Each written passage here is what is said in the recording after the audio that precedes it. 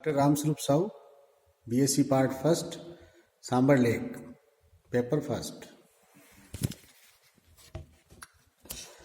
तो कल जो वीडियो आपको मैंने भेजा उसके आगे अपन करेंगे।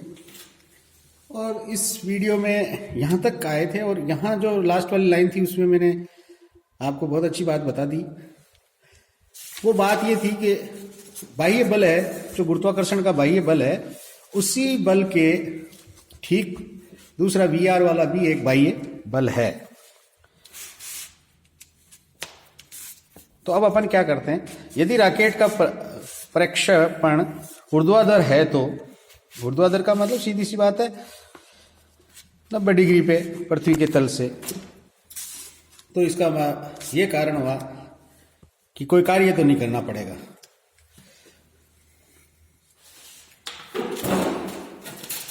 V ऊपर की ओर और तथा VR व G नीचे की ओर कार्य करेंगे।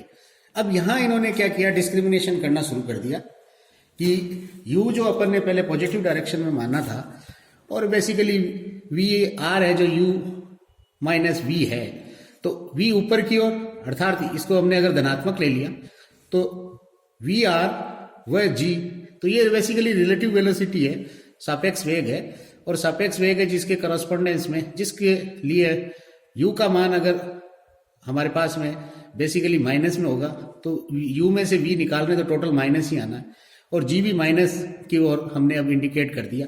बेसिकली पृथ्वी का गुरुत्वाकर्षण बल है जो क्या करता है, नीचे की ओर लगता है, और जबकि हम ऊपर की ओर जा रहे हैं तो इसलिए ये G का मान ऋणात्मक लिख दिया।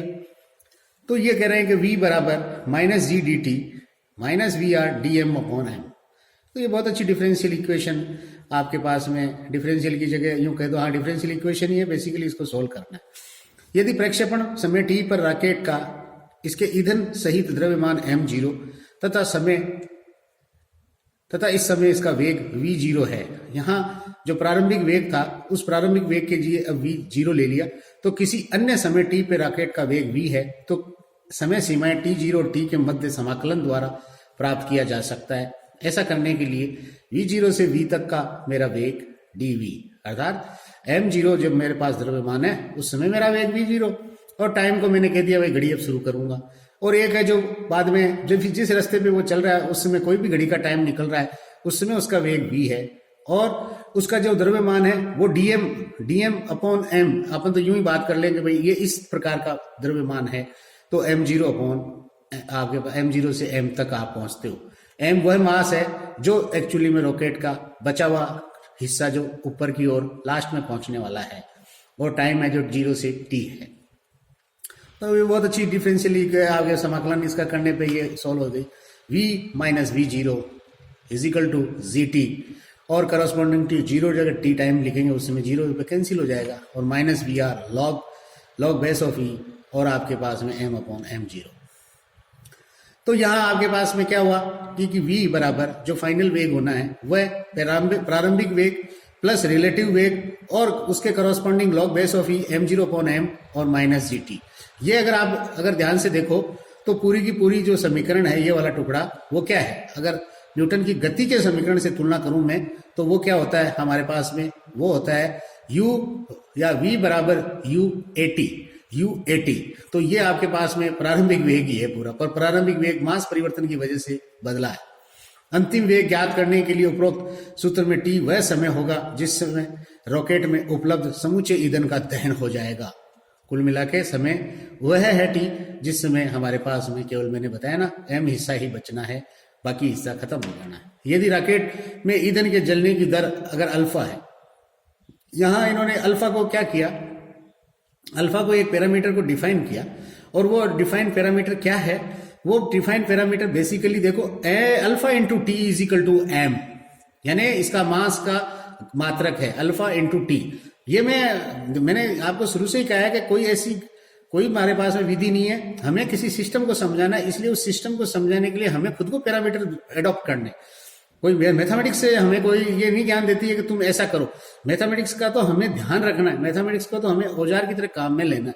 तो इसका मात्रक क्या हुआ, m0 में से जो m बार बार जलने से कम हो रहा है तो वह वह रेट है जो उसको अल्फा कह दिया। अल्फा बेसिकली क्या होगी रेट, वो होगी द्रव्यमान बटा समय। तो समय से समय कट जाएगा तो द्रव्यमान रह जाएगा। यहां आपके पास m0 आया 1 minus alpha T upon m0। ये इसलिए किया क्योंकि m0 है जो किस प्रकार से बढ़ोतरी करता है या उसमें किस प्रकार से सीरीज में आगे बढ़ोतरी होती है। v बराबर v0 plus v are log base of ई।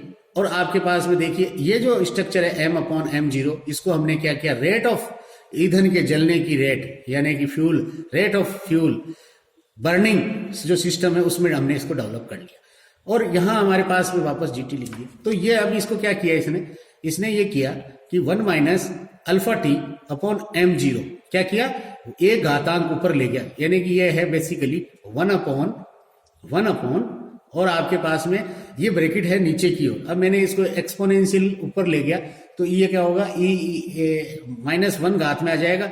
इसका मान अगर छोटा है तो ये एक से कम है, ये x ये बेसिकली। तो ये इसको मैंने क्या किया, आपके पास में यहाँ पे इसने यहाँ माइनस साइन कर दिया। इसका क्यों कर दिया कि ये इसको एक्सपेंड किया तो आपके पास में क्या होगा, -1 बाहर की ओर आ जाएगा। इसकी ये जो माइनस की घात है ना एक, उस घात के लिए मैं इसको क्या करता हूं, सोल्व करता हूं, तो ये माइनस बाहर की ओर आ जाएगा।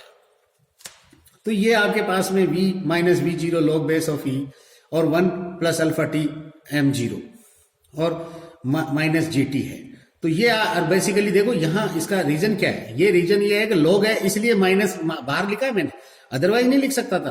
क्यों कि आपके पास में सीधा अगर सीरीज का एक्सपेंशन करोगे तब आपके पास में क्या होगा, यहां माइनस प्लस हो जाता अगर सिंपल होता, ये लॉग नहीं होता तो ठीक है, ये बात बिल्कुल अपन सही बोलते जा रहे हैं, जो भी लिखा जा सकता है। अब देखिए विशेषता क्या होगी, विशेषता के अंदर ये होगा, ये विशेषता वाला जो हिस्सा है उसको अपन हल्का सा शुरुआत करते हैं आज, फिर अपन इसको दूसरे वीडियो में पूरा कंप्लीट करेंगे। यहां मेरे पास में v का मान है जो पूरा का पूरा, देखो ये इसने लिखा है कि रॉकेट के लिए अंतिम वेग का सूत्र, अर्थात यदि रॉकेट का भार mg उपेक्षणीय मान लिया जाए, अर्थात उपेक्षणीय क्यों मान लिया जाए, ये इसलिए मान लिया जाए कि कुछ समय बाद में गुरुत्वाकर्षण, एक समय के बाद में प्रभावी गुरुत्वाकर्षण का प्रभाव है जो क्या होगा हमारे लिए, ये जो मल्टीप्लीकेशन है, क्योंकि m है जो क्या है, देखो m लिख रहा है इसको, नहीं कि m0 लिख रहा है, m लिख रहा है केवल, तो mg, और शुरू से ये mg ही कह रहा है, अर्थात उसका जो भी कोई भाग अगर हट गया वो उस पर गुरुत्वाकर्षण बल नहीं लगेगा, इसलिए उसको mg लिखा है मैंने। यही बस पहुंचने की खास बात है। ऐसा दूर अंतरिक्ष में भी संभव है, ये कह रहे हैं कि ये उपेक्षणीय मान। तो मैं यहाँ क्या कहना चाह रहा था कि आपके पास में करीब हमारी पृथ्वी के 100 मीटर के बाद में जो भी हमारे पास में, यानी कि 100 मीटर ही मान लो, एक अपन लॉन्च करते हैं रॉकेट कहने का मतलब, तो ज्यादा 100 किलोमीटर तक का होता है वो, एक कई ये जो 10 किलोमीटर पे भी है, तो 10 किलोमीटर ही कर लो, मैं 1000 बोलना चाह रहा हूँ, 1000 मतलब मेरे पास में 10 किलोमीटर का मतलब हो गया आपके पास में 10,000 मीटर, और आपके पास में 10 किलोमीटर। तो इस तरीके की जो रेंज है वो रेंज भी हमारे द्रव्यमान को, गुरुत्वाकर्षण बल को काफी हद तक, कई कारण है उसके, मैं यहाँ उनको डिस्कस नहीं करना चाहता कि वो क्या है कि साहब पृथ्वी के चारों ओर चक्कर काटने लग जाएगा, ऑर्बिट में चला जाएगा, तो उसके बल का भाव है जो कम हो जाए, कई वो फंडे यहाँ नहीं बताए, केवल इन्होंने इतना कहा है, कभी अपने को ये ध्यान रखना। तो ये ब्लॉक बन गया। साथ ही यदि ये मान लिया जाए कि रॉकेट का प्रारंभिक वेग 0 है, तो यानी हम जमीन से उसको स्टार्ट करते हैं, उस समय उसके लिए हमारे को क्या करते हैं, हम ये कहते हैं कि नहीं, हमने तो हमारा जो रॉकेट का मास है उसको हमने क्या किया, स्थिरता से ही शुरू किया। तो v का मान अधिकतम होने के लिए वांछित है कि आपके पास में निर्वातक वेग, निर्वातक का मतलब सीधी सी बात है एग्जॉस्ट वेग, और या थ्रस्ट, आपके पास vr का मान अधिक हो, प्रारंभिक द्रव्यमान m की तुलना में अंतिम द्रव्यमान कम हो, जितना ये कम होगा रेशियो कम होगा तो इसका मान बढ़ेगा। तो यह आपके पास में ईंधन की दर अधिकतम हो, जिससे अंतिम वेग प्राप्त करने में लगा समय कम हो जाएगा, और रॉकेट कम समय तक गुरुत्व क्षेत्र में रहेगा, अतः गुरुत्वीय बलों का प्रभाव गति पर कम से कम पड़ेगा। तो ये आप करिए। धन्यवाद।